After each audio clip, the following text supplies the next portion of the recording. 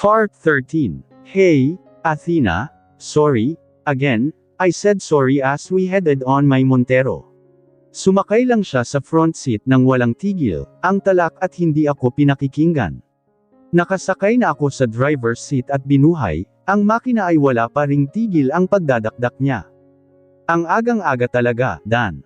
Really? Kung bibilhan mo nga ako ng kape, bakit kailangan pa na makipagtsikahan ka pa sa kulang na lang ay magpanty na lang na babaeng yun? She's really mad. Epekto yata ng bagong gising. Nagsimula na akong magmaneho. Sabi ko naman sa'yo, di ba? I'm just being gentleman. She needs my help and I'm willing to give it to her. Madrama niyang ani. So, ayos lang pala sa'yon ibigay ko ang tulong ko sa kahit sinong lalaki na hihingi ng tulong ko. Sinulyapan ko siyang bigla. Of course not. Tumaas ang boses ko sa sagot ko. Walang hiya, subukan lang nila. Kung ganun, tigil-tigilan mo yang kalandian mo paninermo niya. Oh, wait, Thina, I'm not flirting, alright. Why are you acting like this? Sinilip ko siya. Tinignan ko muna siya ng matagal hanggang sa tumaas, ang isang sulok ng labi ko. Nanliit ang mga mata niya. Hoy, anong iniisip mo? Ngumisi pa rin ako. Damn, mura ko. Mas lalong nanliit ang mga mata niya. Hoy, sinabi ngang anong iniisip mo? Nawawalan na siya ng pasensya. Umiling ako at minisihan siya. Are you jealous, wife? Nanlaki ang mga mata niya. Sa sobrang pagkabigla niya ay hinampos niya ang braso ko. Hindi, no, she yelled. I'm acting like this because I'm mad seeing two persons in front of me, flirting early in the morning, mataray niyang sagot. Umiling ako at hindi kumbinsido. Kung hindi lang ako magmamaneho ay hahalikan ko ng di oras. Damn, you don't need to deny because it's obvious wife, halakhak ko. Sinapak na naman niya ako. Tumigil ka na nga at magmaneho na lang. Saad niya. Tumawa lang ako, iyong tawa ko na halos mayanig na ang buong sasakyan. Seriously, Thina, you don't need to be jealous with the other girls. I am your husband in the first place. We are tied under the sacred of marriage. You own me from head to toe. Thina, you can claim me till forever. I am smitten with you. Wife, always remember it in your heart. I am only yours. Dahil hindi ko na nabilhan si Thina ng kape, dahil sa nangyari kanina ay dumaan na lang kami sa Starbucks sa Tagaytay. Pagkatapos ay nagpatuloy kami ng biyahe hanggang sa marating na namin ang Nasugbo. Napansin ko na puro kabukiran ang nadadatnan ko sa bawat paglagpas niyon sa amin.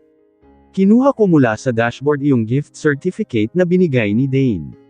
Nakasaad doon na sa Alex kami pupunta. Mga ilang kilometro pa ang minaneho ko, bago kami pumunta sa talagang destinasyon namin. Marami ng tao ang nakikita namin nang marating namin ang mismong Alex. Eksaktong alas 9 nang makarating kami. Naghanap lang kami ng mapapag-parkingan at bumaba na kaming pareho ni Thina sa Montero. Habang naglalakad kami bitbit, ang mga dalahin namin ay nakakasalubong kami ng mga expats at mga locals. Kadalasan ang naririnig ko ay iyong mga Batangguenyo. Isang private resort itong Alex. Ngayon lang ako nakadayo rito. At ang swerte ko dahil tinanggap ko ang alok ni Dane. Habang naglalakad kami, nilapit ko ang sarili ko sa gilid niya. Nakita kong ang isang kamay niya na malaya at walang hawak. I want to hold her as we like a good couple. Even just for a moment. Paimpol kong pinadulas ang kamay ko sa kanya at pinagsalikop iyon, hindi ko magawang tumingin sa kanya, pagkatapos ng ginawa ko. Parang nga akong may nagawa na kasalanan sa ginawa ko, isang matamis na kasalanan. Akala ko talaga ay bibitawan niya ang kamay ko, pero, tinugon niya ang ginawa ko. Damn! For the first time, she held my hand, too. Mas lalo ko pang hinigpitan ang hawak ko para maramdaman niyang hindi ko na siya bibitawan pa. Ang lambot ng kanyang kamay. My dreams are starting to come true, iyong makasama siya. Na magbakasyon kahit saglit lang, iyong masolo ko siya dahil asawa ko na siya, masaya na ako. Nag-check-in kami sa loob ng hotel ng Alex.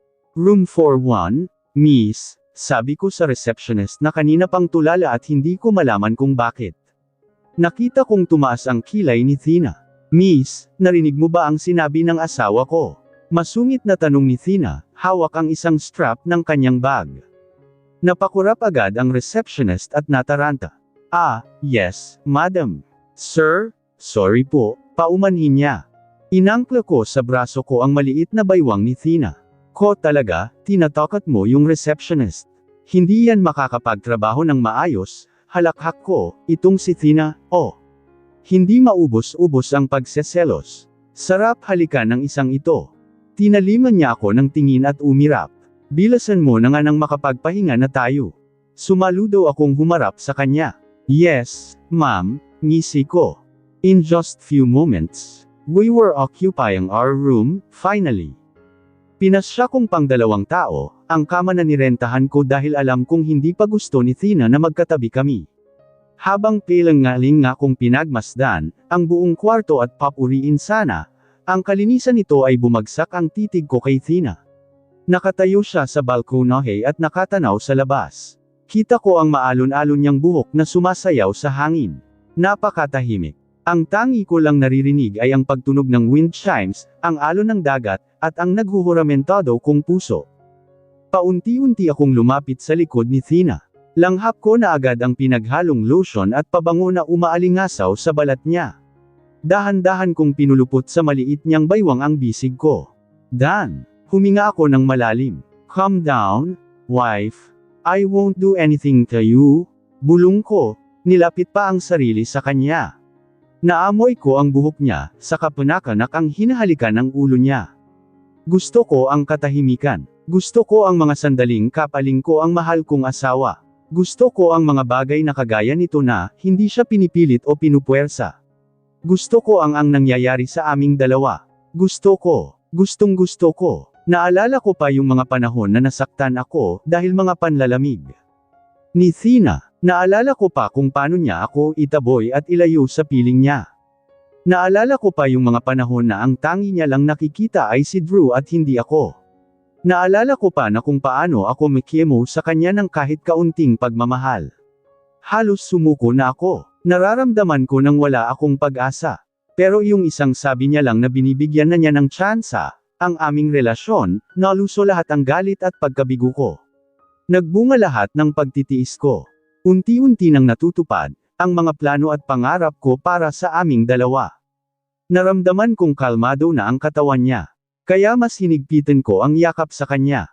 Hindi ko pa rin tinitigilan, ang pag-amoy sa kanyang ulo at panakanak ang paghalik dito.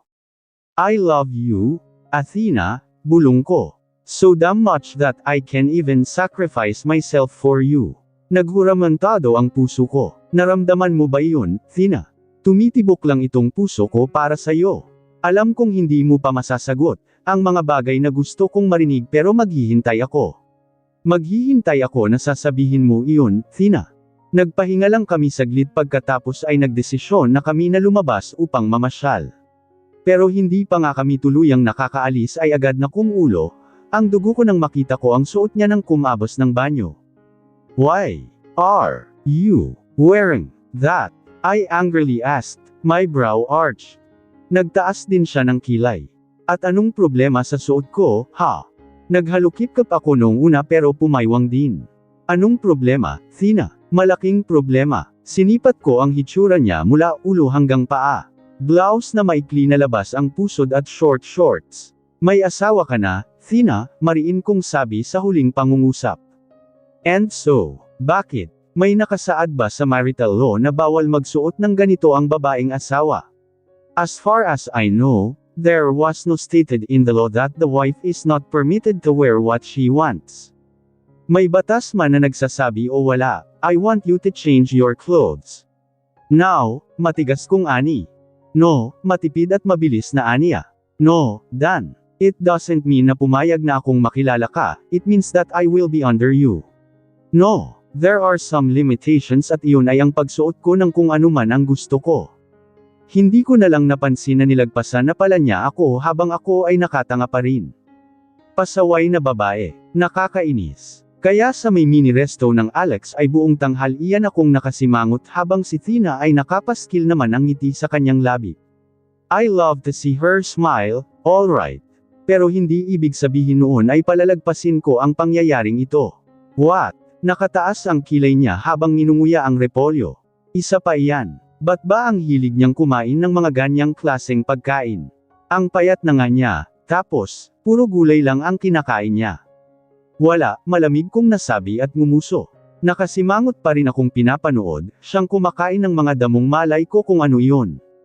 Nakita kong umangat na siya at umayos ng upo. You know what, Dan? Lumunok siya. Kahit na ganito ang suot ko, nirerespeto ko naman, ang katayuan ko bilang asawa mo, inaayon ko lang ang suot ko kung nasan tayo ngayon. Alam kong may asawa na ako at alam ko kung anong ginagawa ko. Damit lang ito, hindi nito mapapababa ang relasyon nating dalawa. Kahit na, giit ko. Maraming mga mata ang nakaaligid sa iyo. Titigan ka pa lang nila, nanginginig na ako sa galit. Makakapatay talaga ako ng tao kapag may ginawa silang kabastusan sa iyo.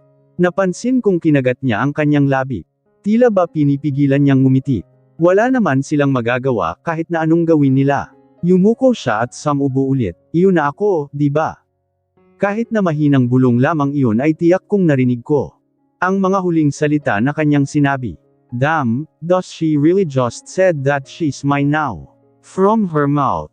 Really? Nang kinahapunan ay nagpasya siyang magpahangin sa dagat na ako naman ay parang lutang at wala sa sarili. Iniisip ko pa rin ang sinabi niya kanina. Habang siya ay natutuwa sa puting buhangin, sa asul na kulay ng malawak na dagat, sa mga taong nakakasalubong namin, at sa kung ano-ano pa, nakatunganga pa rin ako at sinasariwa pa rin ang mga sinabi niya. Dan, bumaling agad ako sa tawag ni Thina na nasa dagat na pala at nagtatampisaw. Sa tulong ng sinag ng araw ay kumikintab ang kanyang buhok at kumikinang, ang kanyang bracelet na may pendant na hugis puso. Naghuramantado ang puso ko lalo na nang bumagsak ang mga mata ko sa legs niyang maputi at makinis. Picturean mo ako. We need to have pictures, utos niya. Oo nga pala, sa taranta ko ay muntik ko pang nasira ang hawak kong DSLR. Kinuhanan ko siya sa iba't ibang anggulo samantalang siya ay panay naman ang post at ngiti.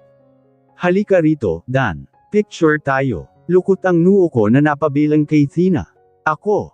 Wala sa sarili akong tumalima sa sinabi niya. Pinuntahan ko siya sa kabila ng pagkabasa ng shorts na suot ko. Kinuha niya sa akin ang DSLR at siya ang nagmanyobra. Habang abala siya ay nakatingin ako sa gilid niya. Sa totoo lang, masasabi kong mabibitin ako sa bakasyon naming ito. Kung pwede pa sana ay hilingin ko na hamaba pa ito. Kung dito na kaya kami tumira at buuin, ang mga plano ko para sa aming dalawa. Iyong walang Drew. Sana parating ganito, iyong wala na kaming problema at simula na ito ng matatag naming pagsasama.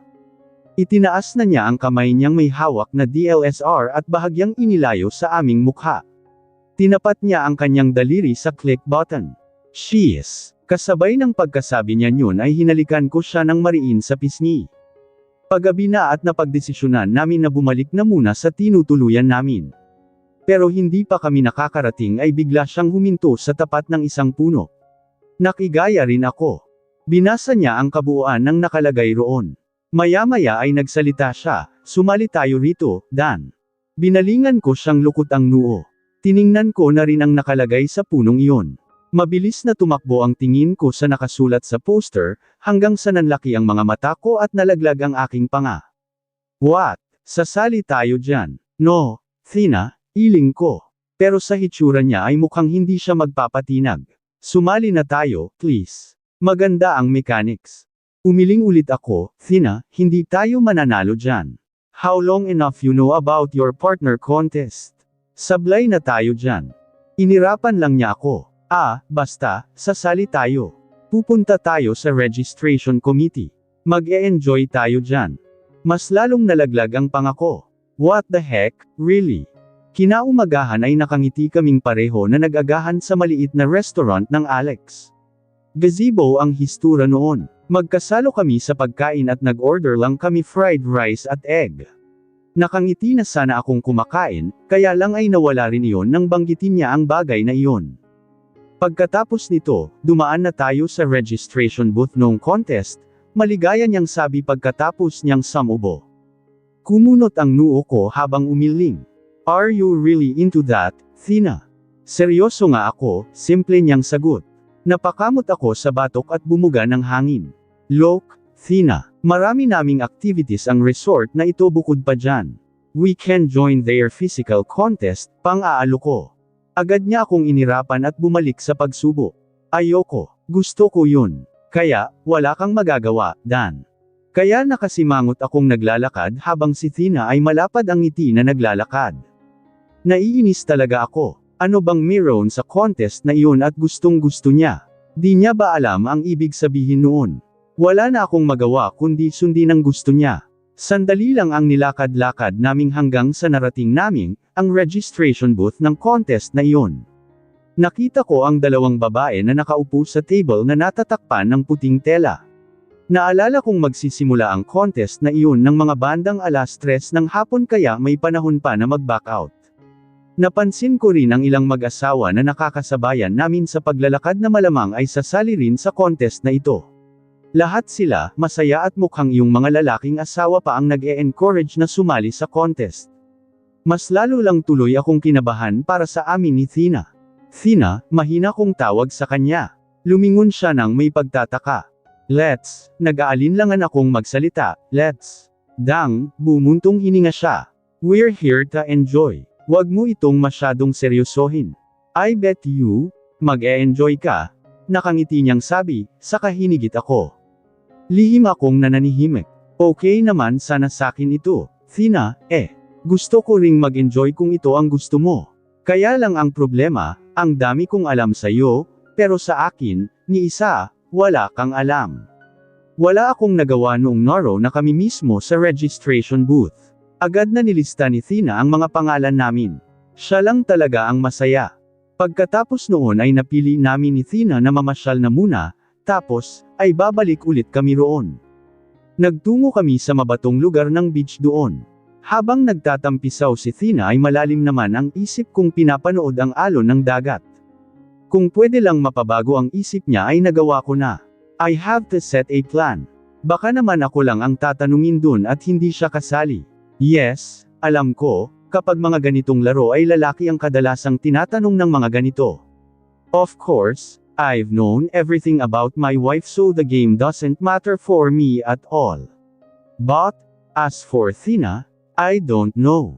Malaki raw ang premyo nitong laro, 2-way ticket to Barcelona, Spain.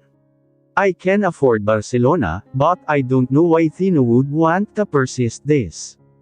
Dumating din ang hapon sa wakas. Doon naganap ang laro sa ginawa nilang center stage. 6 din kaming mag-aasawa na naroon, ilan sa mga ito ay matatanda na at tingin ko ay matatag ang kanilang relasyon. I hope that we can be like them. Lumangaling nga ako sa paligid. Marami-rami rin palang manunood sa min dito.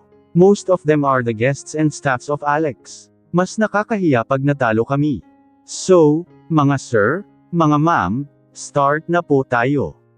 Bale po sa side na ito, itinuro ng babaeng MC na naka-black t-shirt ang mga upuan na monoblock, dito po uupo sina Daddy. Naglakad na kami papunta sa iminuwestro na lugar ng MC. Habang naglalakad ay hindi ko inaalis ang tingin kay Thina na malapad, ang ngiti at sumasenyas pa na kaya namin ito. Gusto ko mang mahawa sa ngiti niya ay hindi ko magawa. Kailangan na kami ang manalo rito. Kung ito man ang gusto ni Thina, dapat ay mapaligaya ko siya. Umupo na kami sa mga upuan maging ang mga asawa namin ay nagsiupan sa tapat namin.